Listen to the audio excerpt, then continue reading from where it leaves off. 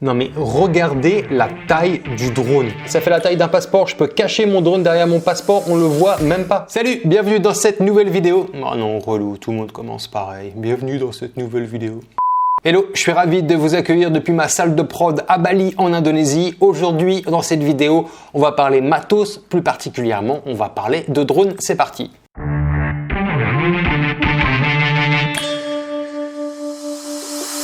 Merci d'avoir cliqué. Je vous rappelle que sur cette chaîne YouTube, je partage avec vous mes 20 ans d'expérience en production en tant que réalisateur, en tant que producteur, monteur ou même en tant que drone opérateur. Si vous êtes dans le besoin de produire des vidéos et vous êtes débutant, néophyte, eh bien cette chaîne YouTube est pour vous. On va voir ensemble toutes les étapes de production, la pré-production, la production et la post-production. Il y a des vidéos tuto qui vont parler bien sûr de montage sous Adobe Premiere Pro. Il y a aussi des vidéos comme celle-ci. On va parler matos, on peut aussi parler voyage. Bref, tout le contenu qu'il vous faut sera dispo sur cette chaîne YouTube. Avant de parler drone, je veux juste vous rappeler que dans la description, vous pouvez bénéficier d'une heure de formation gratos. Vous avez juste à cliquer dans le lien dans la description, vous lâchez votre email et vous recevez petit 1 mes 5 conseils pour bien réussir vos productions et petit 2, vous recevez une heure de formation à la production, pré-production, post-production, bref, une formation qui va vous être très utile pour réussir vos premières vidéos. Et bien sûr, dans cette formation gratuite, il y a des tutos Adobe Premiere Pro. Donc, je vous le disais, moi c'est David, j'habite à Bali en Indonésie depuis bientôt 10 ans et donc je suis basé ici en Indonésie, mais je travaille partout dans le monde pour produire des vidéos ou pour travailler comme producteur. J'ai commencé à faire voler des drones en 2012 et à l'époque, je faisais voler le dinosaure des drones. On l'appelait le DJI Phantom 1. Pour nous, c'était une révolution. On pouvait faire voler nos GoPro et donc produire des images aériennes pour nos vidéos. C'était canon.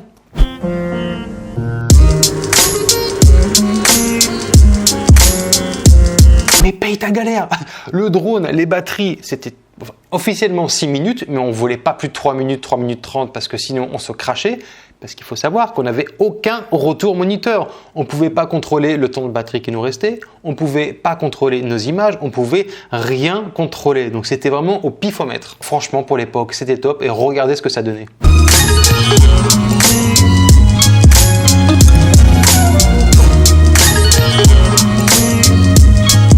Et un jour, alors que je venais juste de cracher mon Phantom 1, j'ai vu cette pub.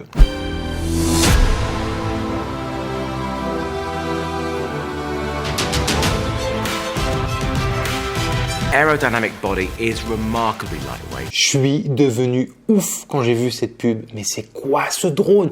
C'est quoi cette machine? On dirait une espèce d'oiseau qui prend son envol, qui va nous faire des images. Bah, c'était le cas.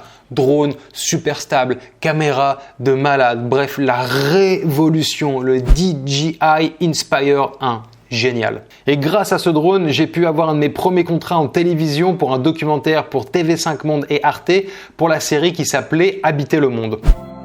Une province très isolée au sud-est de la Papouasie occidentale.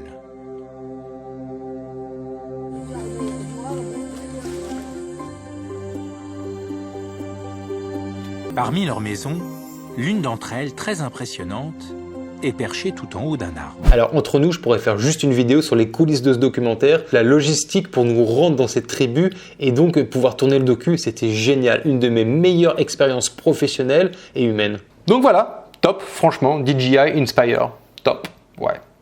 Et ben pas si top, la machine est énorme.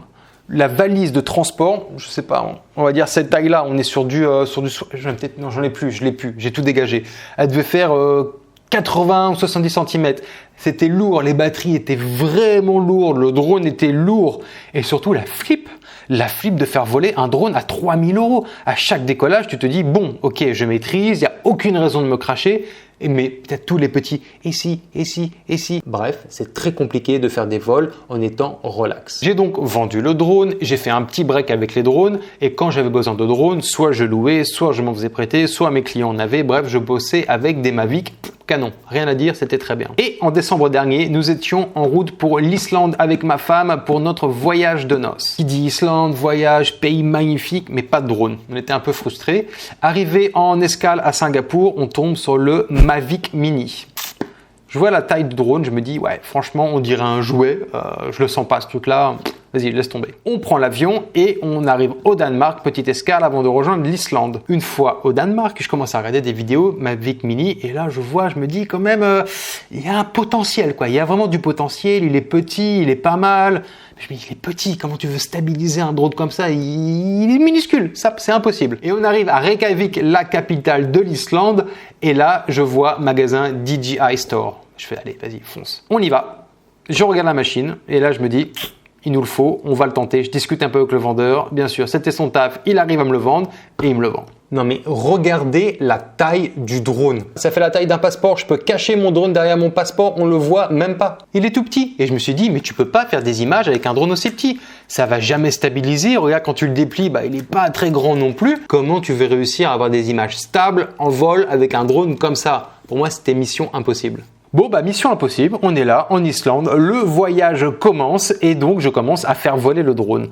Premier point super positif, la rapidité pour le sortir. En gros, le drone était toujours plié sur le tableau de bord, ça me prenait 4 secondes pour le déplier et j'ouvrais la fenêtre, je faisais décoller et c'était parti. Avantage numéro 1, il est petit, il prend pas de place et du coup très rapide à faire décoller. Autre avantage qui se trouve au dos du drone, c'est tout simplement sa batterie. Un temps de vol, j'ai volé jusqu'à 29 minutes avec une batterie comme celle-là, qui était bien sûr chargée à fond. Il y avait beaucoup de vent, j'étais en mode sport, j'ai volé 29 minutes imbattable. Alors oui, c'est bien beau, ok, il est facile à décoller, la batterie est bonne, mais est-ce que les images sont bonnes? Jugez par vous-même.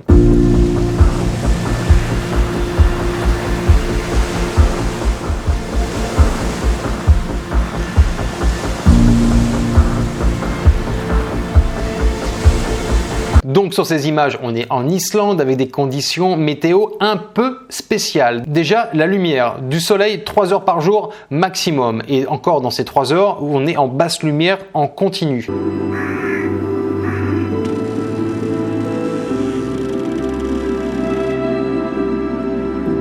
Ensuite, le vent, on est au mois de décembre, le vent il est complètement fou en Islande dans cette période de l'année. Il y avait énormément de vent.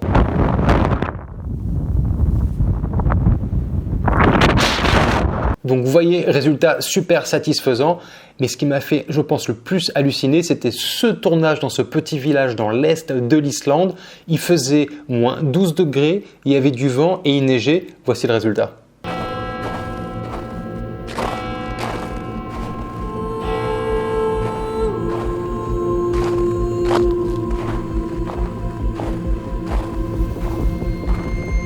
C'est canon, ça marche. Alors oui, vous allez me dire, oui, mais pour la télévision, le cinéma, stop.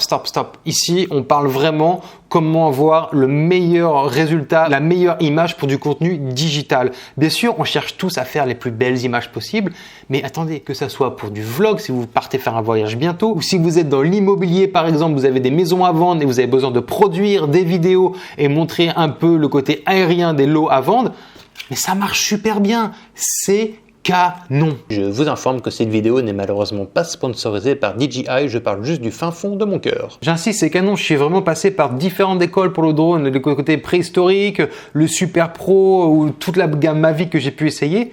Mais voilà, moi je trouve que pour le contenu qu'on désire tous faire sur YouTube ou sur d'autres plateformes, ça marche vraiment bien. Et aussi, faire voler un drone à 500 balles ou faire voler un drone à 1500 balles, t'as pas la même pression. Achetez le matos selon vos besoins. Bien sûr qu'on peut avoir plein d'objectifs. Clairement, là, je tourne cette vidéo avec un 18-105 de Sony.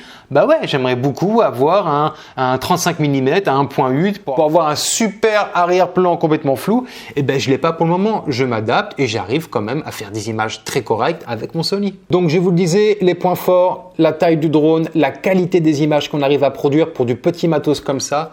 Le prix, oui, clairement, il faut le dire, le prix est aussi un avantage et le temps de vol des batteries. Alors, drone pour débutants, oui ou non? Moi, je dirais non. Je pense pas être débutant en drone. Ça fait 8 ans que je fais voler des drones et aujourd'hui, Par rapport à mon contenu, je suis très satisfait de ce drone.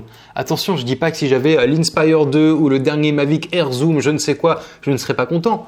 Pas du tout. Je vous dis juste que ce drone aujourd'hui répond largement à mes besoins de production. Et si jamais j'avais des demandes plus haute qualité, comme un retour en télévision pour refaire de l'aérien, j'irais louer le drone adéquat selon mes besoins. Mais pour du contenu digital, ça suffit largement. Voilà, je pense vous avoir tout dit sur le DJI Mavic Mini. Encore une fois, j'en suis très satisfait et je vous rappelle que dans la description de cette vidéo, vous retrouvez 1 heure de formation gratuite. Formation pendant laquelle on va avancer ensemble pas à pas dans la production, post-production et pré-production de vos vidéos. Allez-y, cliquez, envoyez votre email et recevez la formation, c'est gratos. N'hésitez pas, si vous avez la moindre question concernant cette vidéo ou même concernant l'Islande, pourquoi pas. Alors, entre nous, je suis tombé amoureux de ce pays. L'Islande, c'est exceptionnel. C'est à côté de la France, les vols sont pas chers et vous allez vous en mettre plein les yeux. Abonnez-vous pour ne pas louper les prochaines vidéos et je vous dis à bientôt. Bye bye.